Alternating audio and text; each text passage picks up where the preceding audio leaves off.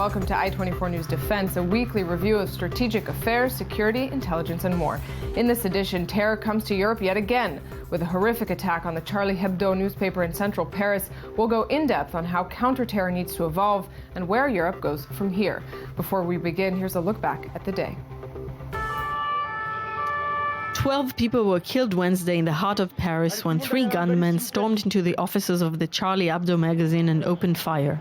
The terrorists were masked and carried Kalashnikov rifles and rocket launchers, shouting Allahu Akbar and "We have avenged the Prophet" as they carried out the brutal attack.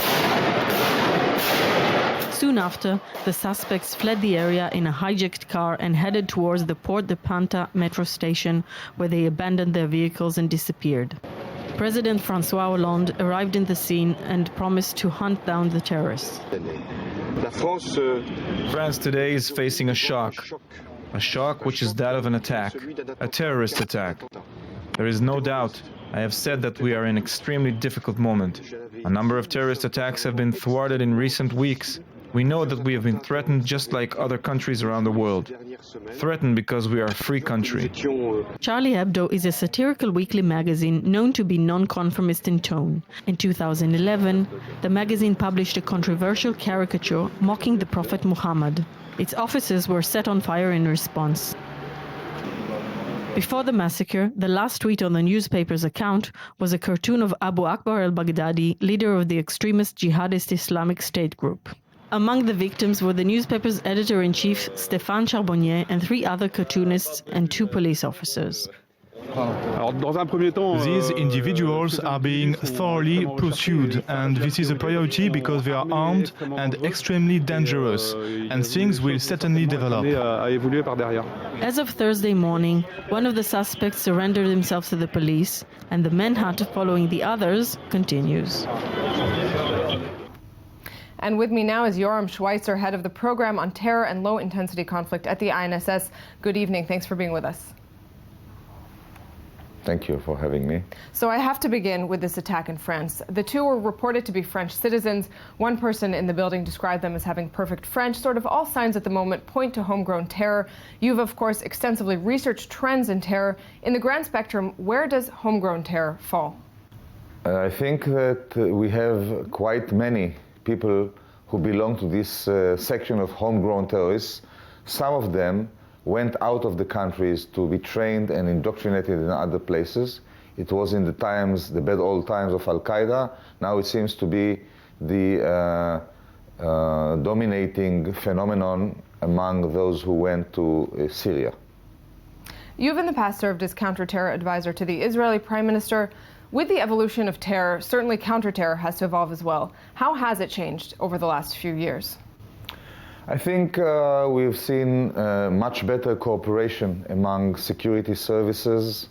I think security services realize the threat that those jihadis that are coming and going to places of combat like Syria, Iraq, Mali, and in the past to Afghanistan, are preparing themselves for it, probably sending their own agents to be assimilated into these groups.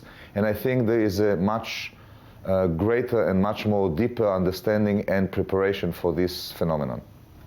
And so, of course, this is not just a French problem necessarily, it's a European problem or perhaps a Western one. How would you advise European governments at this point? I think to increase the level of intelligence penetration to the ranks of those jihadists, to get in touch with local community leaders among Muslims in order to identify those who belong to the radical section of Islam, and I think preparing the judicial system to deal with them much more severely than they used to do in the past. Before we continue, let's see a quick report on a terror study you just completed.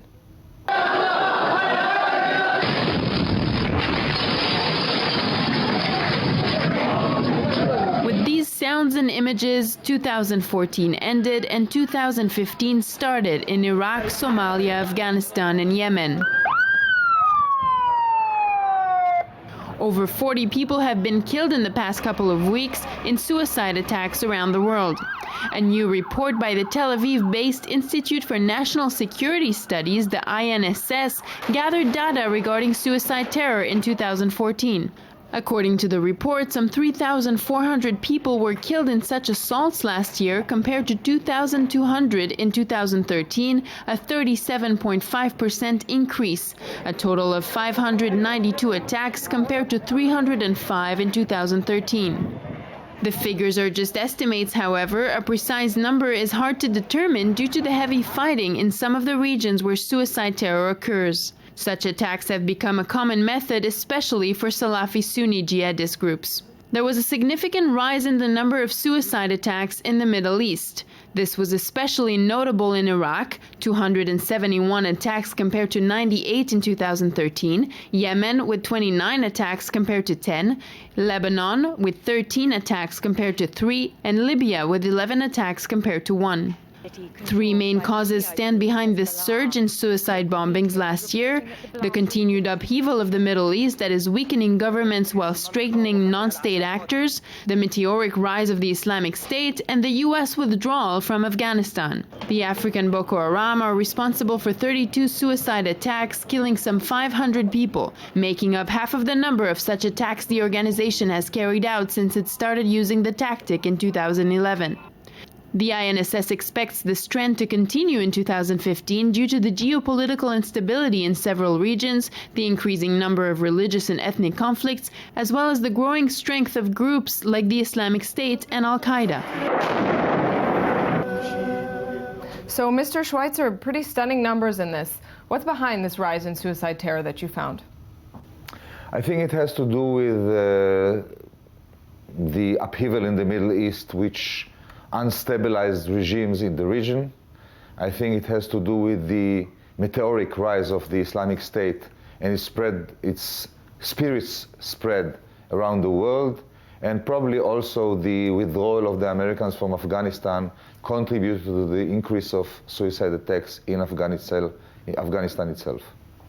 So you mentioned the Islamic State. Do you see a link between the rise of IS and their social media tactics, not only on suicide terror, but on homegrown terror or the lone wolf attacker?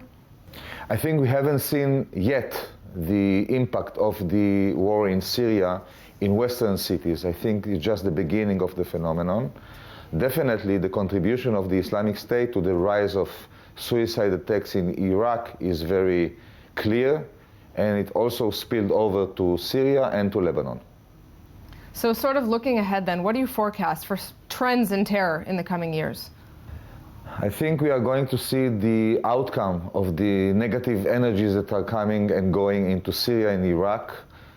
We have seen quite many Westerners going there, and it's almost inconceivable that there won't be a boomerang effect on Western societies as well as in Arab countries, because there are a lot of Muslim volunteers from Arab countries as well. So I think that it's almost inevitable that these energies will not blow up in some of the cities in the West and in other places as well. So can something be done to slow it down, or is this simply inevitable? I think there are attempts among security services, by the way, not only in the Western countries but also in Arab countries, and there is cooperation between Arab countries and Muslim countries and the Western countries in order to intercept as many terrorist attacks as possible. But it's inevitable that some of them will eventually occur, because you cannot guarantee 100% that these terrorist plans will be intercepted totally. Mr. Yoram Schweitzer, thanks very much for being with us. You're welcome. Bye-bye. And joining me now in the studio is Leah Landman, a former research fellow at the Institute for Policy and Strategy and an expert on security and political affairs in Europe and the Middle East. Leah, thanks very much for being with me. Thank you. So in his response to the France attack, U.S. President Barack Obama said this kind of thing can happen anywhere in the world. Do you agree with that? Do you think, was there any sort of particular characteristics about France that laid the groundwork for this? So, of course, it can happen everywhere, but it didn't. It happened in France, and it's not the first time. So, I guess what you will see is again the debate about integration of European Muslims. So I would say France, but it's the same in Denmark, it's the same in the UK, it's the same in most European countries. I think the difference is that unlike the US, Europe has had a very hard time drawing the line between radical Islam and moderate Islam. Now, the line shouldn't be very difficult to draw, but it has been. So, for example, imam preaching in the banlieue of France shouldn't be allowed anymore. Or Sharia-based ideas in the UK, again, shouldn't be allowed anymore. Now, the French intelligence is working differently than the US intelligence. They integrate radical networks and they integrate mosques to understand what's happening there. But again, it doesn't guarantee 100%. And the debate about the integration of Muslims in Europe, which doesn't occur in the US. The US was built as a country of minorities, not the same in Europe. So I guess it is particular to France. Is it a sort of what you're describing? Sounds like a sort of European unwillingness to deal with radicalism. Is that how you would describe it? Yeah, I do describe it like that. Because on one hand, it's very clear the debate about radicalism is not new. It's been ongoing for a long time. But on the other hand, it is in a certain way an unwillingness to deal with it. What happened yesterday at Charlie Hebdo, it was bound to happen 8 years ago. When the caricature were published in 2006, almost all the institutions... Condemnation. Total condemnation. The European Commission, the Council of Europe, the Arab League, of course, the then President Chirac, foreign ministers, everyone was condemning that. Also the liberal intelligentsia in Europe was condemning it. So this all over the board condemnation, I think, set the ground to the fact that, yes, there is a problem with radicals, because you won't have any European saying it's okay to kill someone over cartoons.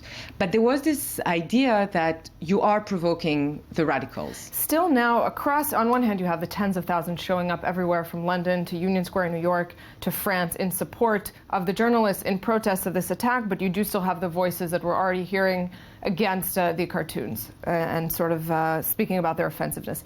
Where does that stand in France right now? How dangerous is that? So you do have voices. Again, condemnation is all over board. But then you have the voices that say, yes, we do condemn the attack, but it was a provocation, but it alienates the Muslim population in Europe and in general. Yes, it provoked the terrorist attack, and it only provoked violence. So it is dangerous, because it does imply that if you do not provoke radicals, they will comply to your way of life, which isn't true. And it also... Right. Go ahead. No, it also goes back to the idea that Europe as a democracy, most European countries are democratic, so we'll talk about Western countries. This question of democracy and limits and what should be allowed is a key one for Europe and the United States, of course. Before we continue, Israel's Channel 10 ran a documentary series exploring the rise of Islam in Europe. Their reporter Tzvika Yechezkeli went to the offices of Charlie Hebdo shortly after it was burned. Let's see a clip from that. Since the fire, do you think twice before you publish something? I think we don't use self-censorship. And on the other hand, we don't want to provoke in vain. The terrible revelation of Muhammad, I'm Jewish. So now, going forward in France, will there be a thinking twice? Do you think it's going to get worse after this attack? I think there is a thinking twice already now, but I think, on the contrary, it will boost everyone's idea that it is necessary to continue. You won't stop your cartoons. We're talking about cartoons at the end. We're not talking about something completely... About arms, heavy Exactly, arms. We're talking about cartoons.